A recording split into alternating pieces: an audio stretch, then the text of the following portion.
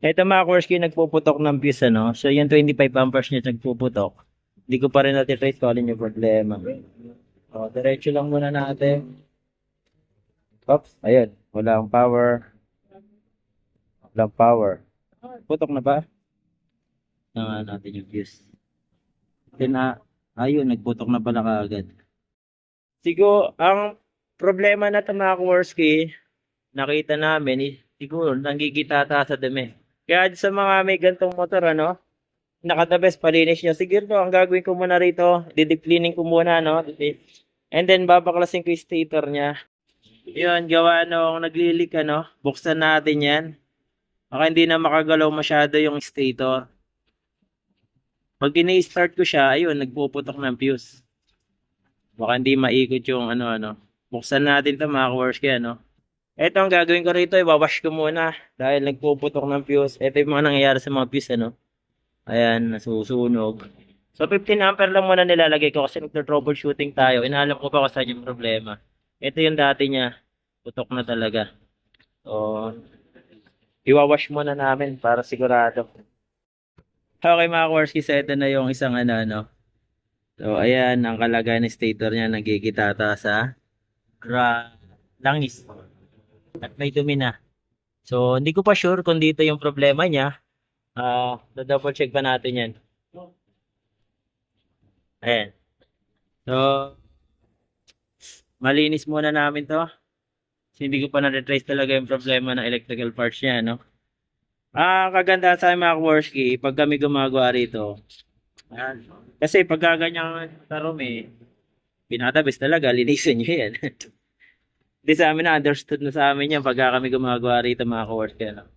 Sige, wash muna natin to. Grabe kalagayan. Okay, sa mga Korsky, ganito mo na ginawa ko, ano? Ayan. Nilinisan muna natin. Nakita niyo naman kayo yung itsura na to, ano? And then dito, ayan. So, napakalinis na. So, pinapakulayan ko na lang din yung ano, yung magneto, ano. So, mga Korsky, ganito mo na ginawa namin. Nakakapagtaka. So, isa rin pala sa problema rito, mga Korsky. Baka ito nga, ito. Ito. Ayun, nakita na natin problema. Ito pala problema, mga Korsky.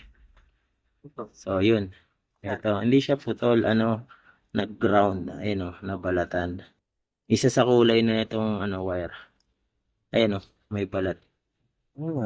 So, ganito mga ka-Korsky, sa mga may ganito Honda Click, ano, kahit ano Honda Click, lagyan nyo to ng hose ng, ano, ng gasolina. Na-trace na rin namin to sa ibang mga motor mga ka-Korsky, ano, pero hindi pa po yung ganitong problema. So, ito yung main problem niya kung bakit naglo-loose. Ito.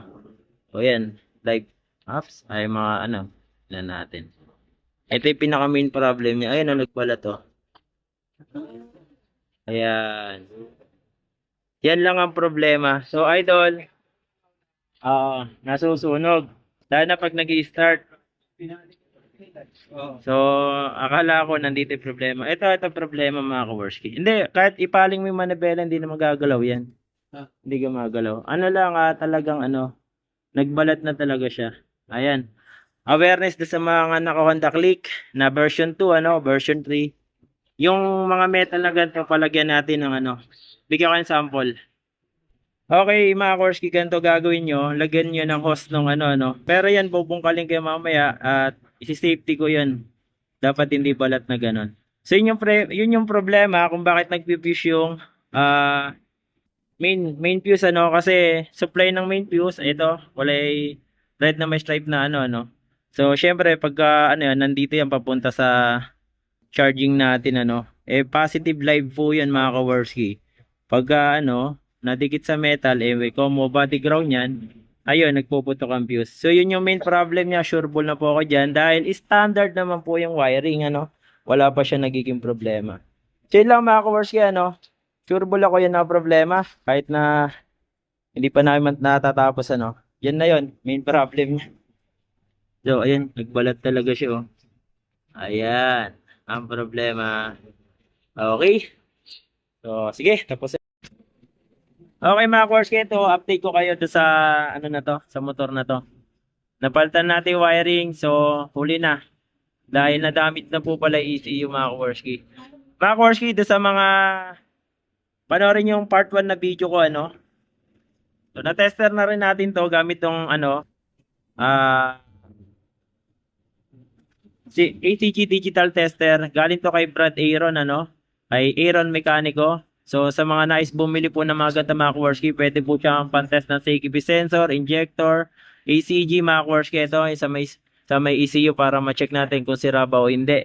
So, ito, kasamang palad, kapapalit natin ng fuse, nagpuputok na nagpuputok. 15 amperes nga lang nilalagay ko para nung una pa lang 15 amperes lang nilalagay ko. Yun kaso nagpuputok siya na nagpuputok. So kasama ang palma course ko yung problema na talaga ECU. Nagiinit na siya. Yan. So nagiinit na siya mga kaworski ano. So doon sa mga may ganong problema mga kaworski sa unang part ng video yung nagbalat dito, yung pinaka wire ng ating stator. Pag nabalatan yung isa dyan, nadikit dito sa may ground, ay, kabahan na kayo mga kaworski. Maaaring masira ECU natin. So, ganun nangyari dito. Kaya, maghanap kami ng ECU. Baka may available kayo. B71 mga kaworski, ano? Sa mga may ECU dyan ng Honda Click, B71 PM kayo sa akin. Alright.